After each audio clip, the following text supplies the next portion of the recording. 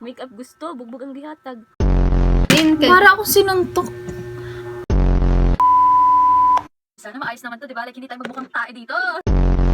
Feeling ko, Magiging magandang kalalabasan nito. Mascara! Concealer! Oo, ano itong challenge? Ang mga concealer. Magiging tae talaga yung mukha ko dito, tayo. Piste. Ang ilang desisyon ng buhay ko. From maybe me, maybe you, it's Maybelline. Parang sinuntok. Parang demonyo. Ano ba? Anak ba to ni Satanas? Ah! Ang galing mo! Powder yun, ha? powder di ay? Correct. Ay, ba't ang ganda mo? Eyeliner, putang ina.